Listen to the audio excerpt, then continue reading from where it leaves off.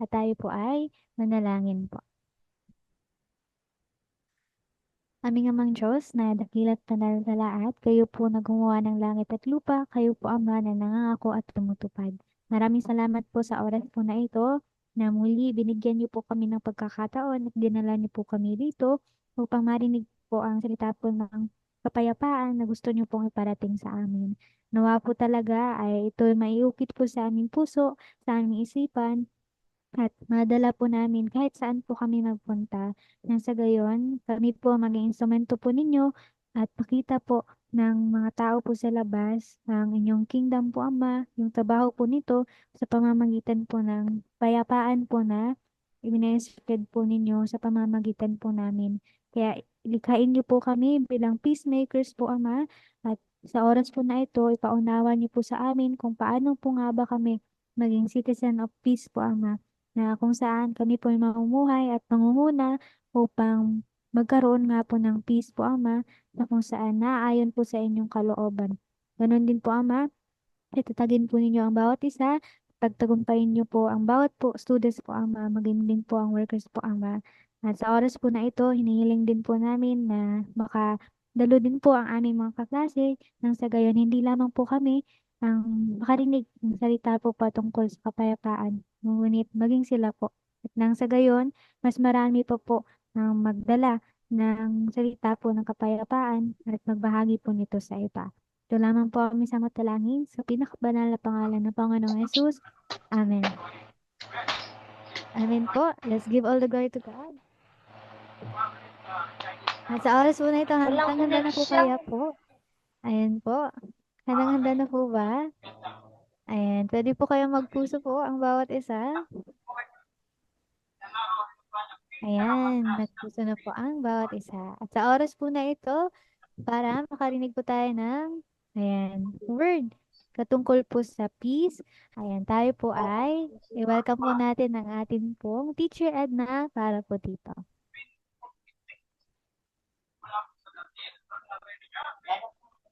Mapayapang pagbati sa lahat. Okay, magamit po muna tayo. Sabihin po natin sa bawat isa, mapayapang oras. Salamat sa pagkabata sa Panginoon. Sige nga po. Pwede mo mag-amihog at sabihin po natin sa isa't isa, mapayapang gabi kapatid. Salamat sa iyong pagkabata. Nagpayapang gabi, kapatid. Salamat sa iyong pagtatagumpay. Kapatid, salamat sa iyong pagtagumpay. Amen. So tayo po muli ay nasa lesson 8 na. Nawa ang bawat isa ay may naalala na memorize ang ating pong mga napagdaan ng lesson mula lesson 1 hanggang lesson 3. So meron po ba nakalala kahit hanggang lesson 5? Sige kung kaya mag-recite ang mga lesson title po natin sa ating peace education. Ano nga po yung lesson 1? Okay, meron pa tayong mga notes dyan. Pwedeng basahin. Original state of creation.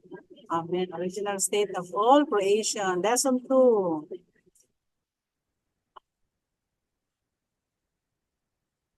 Ano po ba? Wala nakaalala sa lesson 2. Ay, wala silang mga notes. Saan po ang notes natin? Lesson 2.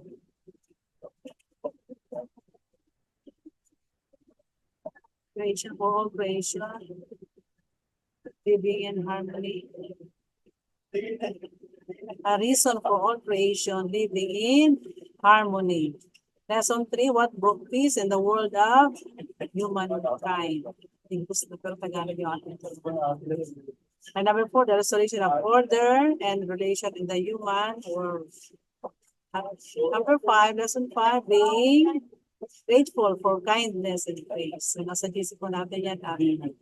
Kopyahin po natin. 6, being consistent, considerate of the benefits of others. 7, a sacrifice without compensation.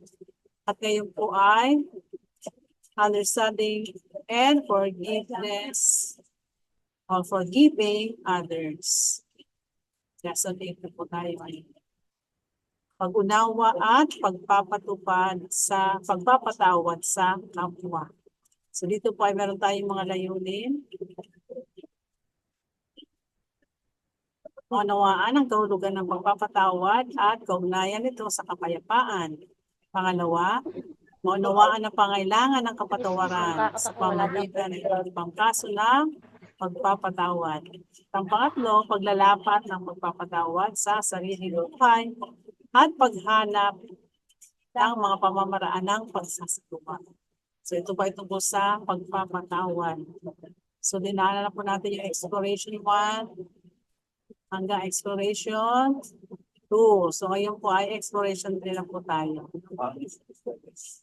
So bago po natin ituloy yung exploration 3, meron po muna tayong mapapanood na maiksing video na kung saan ito po ay kung paano isagawa ang pagpapatawad.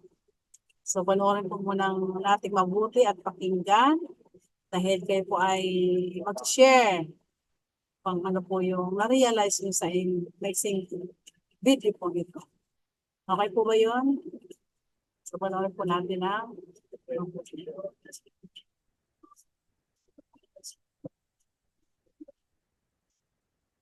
Ang talinghaga tungkol sa lingkod na di marunong magpatawad.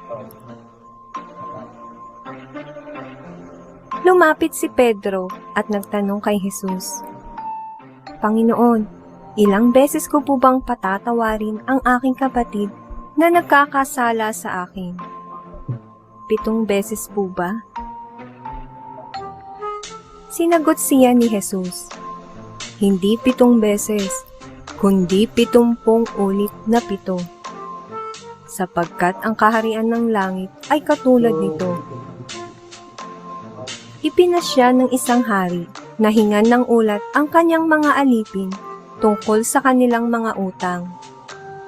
Nang simulan niyang magkwenta, dinala sa kanya ang isang lingkod na may utang na milyon-milyong piso. Dahil sa siya'y walang maibayad, inutos ng hari na ipagbili siya, pati ang kanyang asawa, mga anak, at lahat ng kanyang ari-arian upang siya'y makabayad. Lumuhod ang lingkod sa harapan ng hari at nagmakaawa. Bigyan pa po ninyo ako ng panahon at babayaran ko sa inyo ang lahat. Naawa sa kanya ang hari, kaya't pinatawad siya sa kanyang pagkakautang at pinalaya. Ngunit pagkaalis roon ay nakita niya ang isa niyang kapwa lingkod na may utang sa kanya na ilang daang piso. Sinakal niya ito sabay sabi, magbayad ka ng utang mo. Lumuhod ito at nagmakaawa sa kanya. Bigyan mo pa ako ng panahon at babayaran kita. Ngunit hindi siya pumayag. Sa halip, ito'y ipinabilanggo niya hanggang sa makabayad. Sumama ang loob ng ibang mga lingkod ng hari sa pangyayaring iyon. Kaya't pumunta sila sa hari at nagsumbong. Ipinatawag ng hari ang lingkod na iyon. Napakasama mo, sabi niya. Pinatawad kita sa utang mo sapagkat nagmakaawa ka sa akin. Naawa ako sa iyo. Hindi ba't dapat ka rin sanang nahabag sa kapwa mo? At sa galit ng hari, siya'y ipinabilanggo hanggang sa mabayaran ng buo ang kanyang utang. Gayon din ang gagawin sa inyo ng aking Ama na nasa langit, kung hindi ninyo taos-pusong patatawaran ang inyong kapatid. At yan, ang kwento ng ang talinghaga tungkol sa lingkod na di marunong magpatawad. Hanggang sa muli mga bata, paalam! Amen. So napakinggan po ba natin, napanood ba natin ng mabuti ang kwentong ito? Sino po nakaunawa ng kwento? Silang po siya, di ba?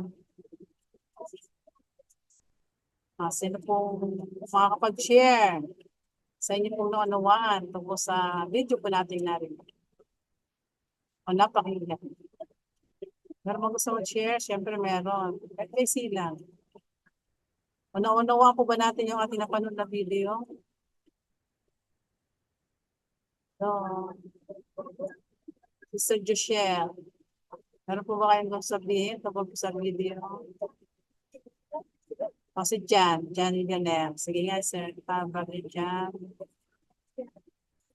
Natutunan ko po sa video na dapat po tayong magpatawad kahit gaano pa sila kasalanan sa iyo. Yan lang po. Salamat.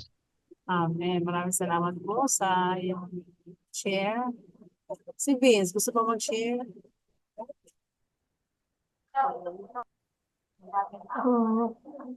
Ang natutunan ko sa video ko na kailangan po natin magpatawad sa ating kapwa po. No matter po kung how many times sila magkasala po. Amen. So, kailangan magpatawad ng magpatawad. Okay, si Portia, baka gusto mag-share. Tungkol po sa video na kita napanood. So based on the video po, ang natutunan ko po ay no matter na kahit sobrang sins po ng mga tao, ang pasensya po ng ating Panginoon ay hindi mawawala para sa atin. Pero hindi po dapat ito ito dahil kung hindi ay may mga punishment kung talaga po. Thank you po. Amen. Maraming salamat po sa iyong mga nag-share ng kanilang naunawaan. So, ang natutunan daw po ni Joshelle ay dapat po magpatawad po tayo sa tao. Hindi gaya ng isang lalaki, di ba? Tama ba yung ginawa niya? Na pinatawad siya ng hari, pero nung nakita niya yung kanyang may utang sa kanya ay hindi niya pinatawad. So, ano nangyari sa kanya? Ganon din yung ginawa. Nung nalaman ng hari, ganon din yung ginawa sa kanya. Pinabilanggo din siya. So, ang Diyos, kailangan, ang Diyos ay mapagpatawad. So, pag hindi tayo nagpatawad, hindi rin po tayo patatawad ng ating Diyos. Sumpa na ang tabog na. Amin po ba? So, kailangan mamuhay tayo ng may kapayapaan sa mundong ito na kailangan nagpapatawad. May pagmamahal sa ating kapwa. So, dito po sa ating paggalugad-re, ay meron po tayong tatlong tatalakayin. Una, ang pagpapatawad ay hindi maaaring gawin ng sapilitan. Kahit may determinasyong pagpatawad, hindi madaling mawala ang galit at kawalang katarungan na nasa puso. Kahit may kapatawaran, ang galit ay pwede pa rin bumalik bukas. Gayunpaman, kailangan ang mga pagsisikap upang may sagawa ang pagpapatawad para sa isang masayang buhay at mapayapang mundo. Kasi may mga tao po talaga na nahihirapang magpatawad. Kung doon napatawad nila, pero meron pa rin angking sakit po sama ng loob sa kapwa nila. Pero dapat hindi po yung gano'n. No?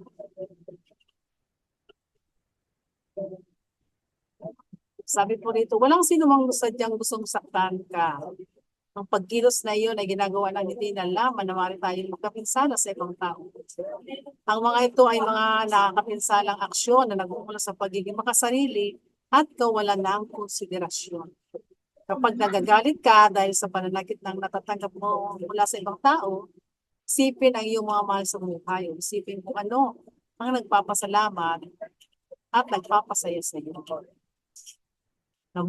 Naniwala ko na ang puot at pagpapatawad ay nasa atin, pero kailangan natin ng panalangin para ito ay hindi magmula sa ating mga sarili. So, pagpapatawad para sa sarili.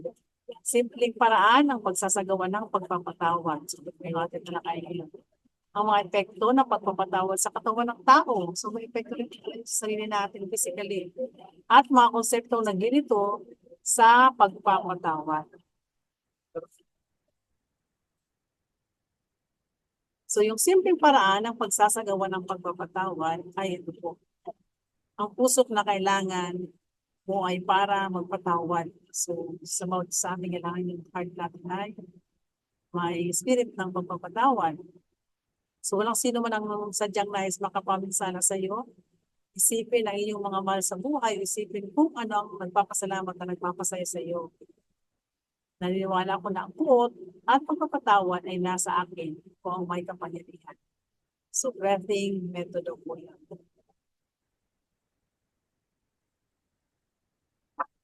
So ngayon, meron po tayong talakayan dito. Ang epekto. So may epekto po yun sa ating katawan. Yung mga taong hindi nagpapatawad. So una, sabi ng Mayo Clinic Research Team, ang mga tao daw po galit at 3 beses na higit atakihin sa puso kaysa mga taong hindi gaano nagagalit. So, ang mga taong lagi nagagalit ay atakihin. Kasi masyado siyang high blood ba? Galit na galit. Sabi naman ni Friedman and Rosenman, type A, behavior pattern in coronary heart disease research, ang mga taong madaling magalit o may posibilidad na maging mapaghimagsik ay doble ang posibilidad na magkaroon ng sakit sa puso kaysa sa mga tao hindi. So, kailangan kalma lang po tayo para tayo magkasakit sa puso. So, ito yung sabi dito ng coronary heart disease. Next po, sabi rito, ang epekto ng pagkapatawa sa katawan ng tao. Sabi po ng Hope University Research Team, pag may dala kang puot, tumataas ang tibok ng puso mo at tumataas ang presyo ng dugo.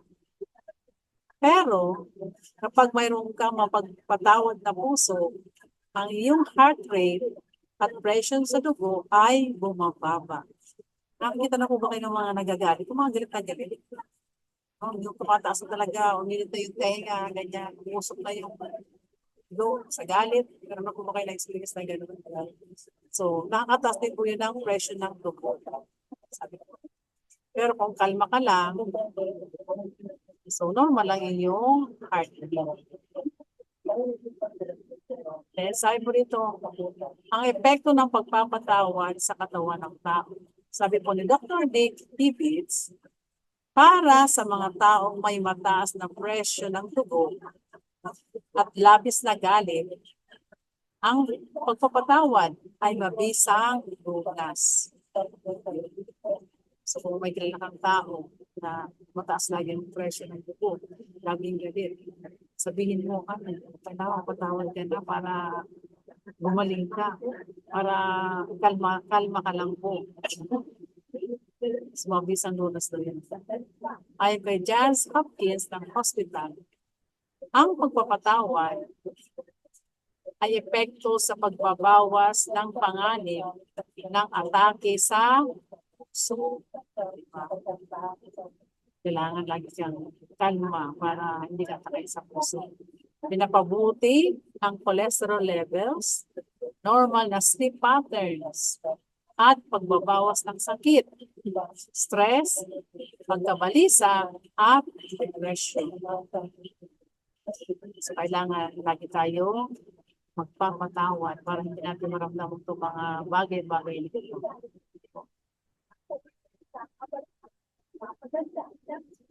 Para mawala tayo, hindi tayo stress.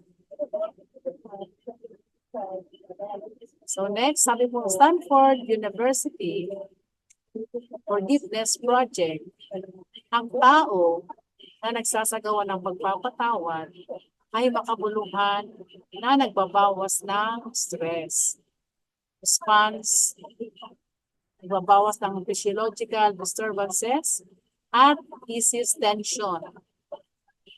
Ang presyo ng dugo, muscle tension, at puso ay bumababa sa taong nagpapatawad. Physical para maintindihan natin ang spiritual, langit at lupa. So langit, So ano yung mga konseptong naglilito sa pagpapatawad? sa So ang pagpapatawad ay hindi paglimot. So, kailangan pag nagpatawad ka, nilimutin mo na yung mga bagay na nangyari, di po ba? Ang pagpapatawad ay hindi nagbibigay katwiran sa nagkasala. Ang pagpapatawad ay hindi nakikipagsundo. Ay, nakakalito nga ito, pagpapatawad sa lahat. Hindi na pagpapatawad ay hindi nagpapalaya sa nagkasala. So magkaiba ang pagpapatawad at makalimot. Ang pagpapatawad ay hindi pagbubura ng mga alaala o pagkaalis ng katotohanan. Ang pagpapatawad ay isang bagay kung paano maalala ang kaganapan. Sa makatuwid, ang pagpapatawad ngayon ay hindi nangangahulugang kailangan mong patawad bukas. Ang pagpapatawad ay isang palaging hamon at kapag ito ay umabot sa tunay na pagpapatawad, ang mga alaala ay nananatili. Ngunit ikaw ay malaya sa sakit ng puso. So, pag hindi mo yung inalis sa buhay mo, so hindi ka pa rin malaya sa sakit sa puso. Patawad ka nga, andun pa rin yung sama ng loob sa buhay. So hindi pa rin bumaganda. So ang pagpapatawad ay hindi nagbibigay katwiran sa may kasalanan. Kahit magpatawad ka, mali ang mali. Ang pagpapatawad ay hindi nagbibigay katwiran sa maling pag-uugali. At hindi rin ito kinukonsente o pinapatawad ang gayong pag-uugali. Ang pagpapatawad ay nagbibigay daan lamang sa atin na maunawaan na ang isang tayo sapat na mahina upang kumilos na hindi maganda. So, ito yung mga bagay na konseptong nandito sa pagpapatawad. So ang pagpapatawad ay hindi pagkakasundo. Ang pagkakasundo ay nangailangan ng pagsikap ng dalawang tao. Ngunit ang pagpapatawad ay maaaring ding gawin ng mag-isa. Kahit na ang kabilang partido ay tumanggi na lumuhok sa proseso ng pagpapatawad, ang aking kapangyarihan ng pagpapatawad ay hindi nahalagan. Ang pagpapatawad ay hindi na para sa sarili, hindi para sa ibang tao. Ang pagpapatawad ay hindi pagpapalaya sa mga may kasalanan. Kahit napatawarin ko ang ibang tao, maaari ko rin silang panagutin sa legal at etikal na pananagutan para sa kanilang mga aksyon. Ang pagpapatawad ay hindi binabaliwala ang justisya. Ang binago sa pamamagitan ng pagpapatawad ay ang pagnanais na manghiganti. So ito yung mga bagay na nakakalito na kung saan hindi pwedeng gawin ng isang tao. So para sa pag-usuri 3, ay di natin ito pagsubok. Ito yung nawa ay sana ay magawa natin po yun. Mga dapat natin gawin. Try natin gawin. Sabi niyan, isipin natin ang isang tao sa ating buhay na mahirap. Patawarin. So, na-experience yun po yan mga kabataan na may taong kayong kilala na parang hirap patawarin. At sa pamagitan ng pagsasaalang-alang sa mga sumusunod na hakbang, subukan nating ayusin ang ating mga saloobin. So, ito yung mga bagay na dapat gawin. Una, isulat at ayusin ang dahilan kung bakit mahirap patawarin ng taong yun. Isipin po natin. Pero nawa sa inyo ay wala namang ganun. Then ang hakbang 2, sulat kung may dahilan, kung kailangan para makapagpatawad. Ano nga bang dahilan? Then ang hakbang 3, kung magpasya kang patawarin ng tao yun, isipin kung paano mo patatawarin at isulat ito. So, bahagi din po yung mga nagawa niya.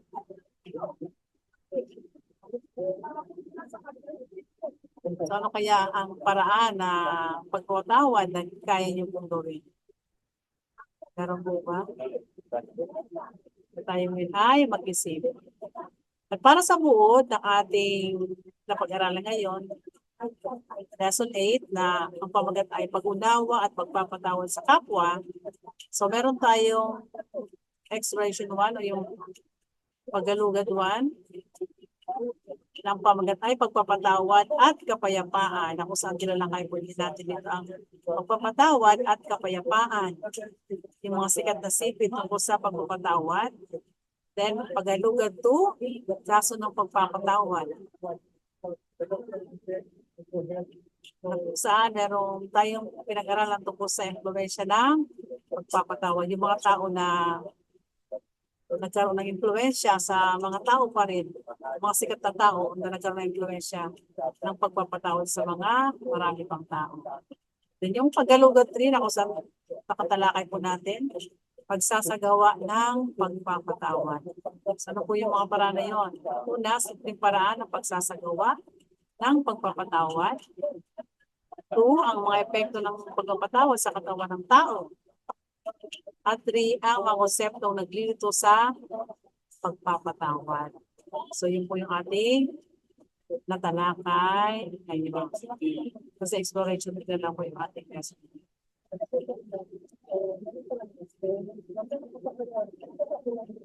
So, para po sa ating conclusion, ang huling hintuan ng pagpapatawad, ang mundo ng kapayapaan. So, pag ang bawat isa ay talaga marunong magpatawad, pero pusong maunawain at kapagkumbaba, so wala nang magagalit sa mundo. So, magkaroon po ng kapayapaan ng ating mundo. Dahil wala nang magagalit, di po ba? So, nawa ay tayo ay maging daluyan ng pagkapala po ng kapayapaan po. Then next, ang 3 halimbawa ng pagpapatawad sa kasaysayan ng tao. Ang sunod po ay ang pagsasakatuparan ng kapayapaan sa pamamagitan ng pagpapatawad. Ang pagsasagawa ng pagpapatawad, mga praktikal na paraan, at epekto ng nakakalitong konsepto. So, dalilakay natin yung mga nakakalitong konsepto ng pagpapatawad na hindi dapat natin gawin. So, yun po yun. Para sa panghuli, meron po ulit tayong maiksing video na ating pong panonoodin.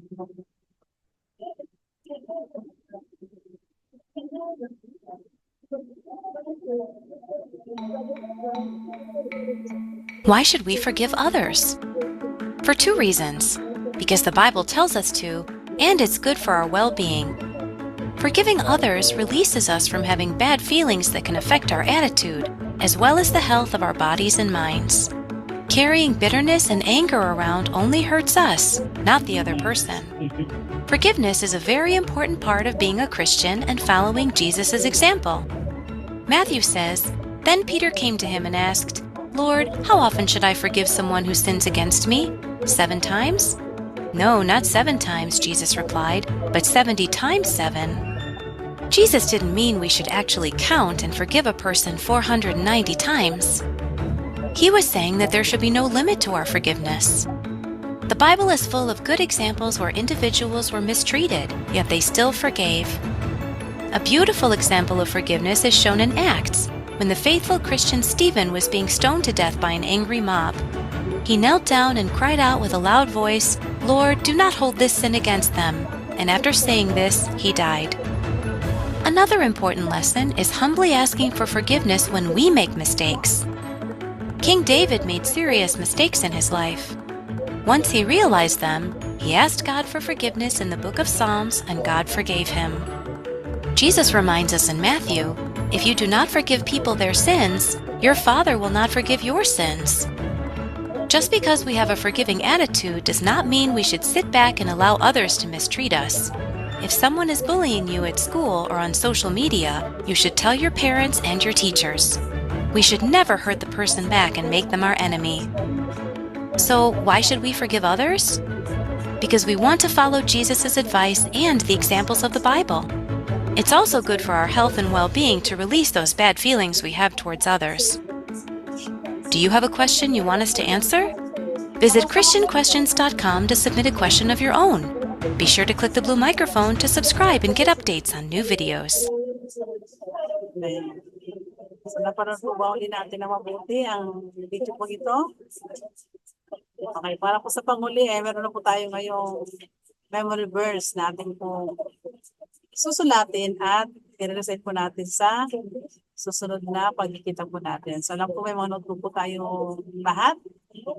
Okay, may notebook po sa lahat. Pakita nga po ang notebook at ballpen na nasa inyong tabi. At babasahin po natin ito, kukopyahin, at babasahin po natin ang sabay-sabay muna. Sige, sabay-sabay nga po natin basahin.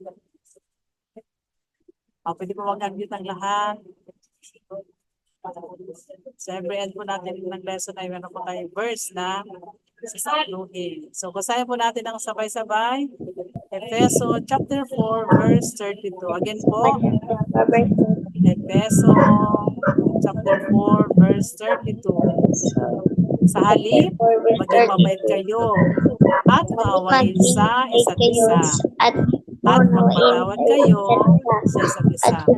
Gaya ng pagpapatawad ng Diyos sa inyo dahil kay Kristo. Amen. Sabihin niyo po amen. Sa panguli, sa halip, ready, begin. Sa halip, maging mabait kayo at maawain sa isa't isa at magpatawad kayo sa isa't isa. Gaya ng pagpapatawad ng Diyos sa inyo dahil kay Kristo. Amen. Okay. Kumpiyan po muna ng mabilisan at magkopya na rin magsulat na rin po kayo ng inyong realization. No? Para mamaya, pag nagtawag mo si Tia Stephanie, ay meron po kayong sasabihin tungkol sa pag-aralan po natin ngayon. Amen po ba? Amen. So, bigyan kayo ng ilang minuto para magsulat at tayo po maya-maya ay mananalangin.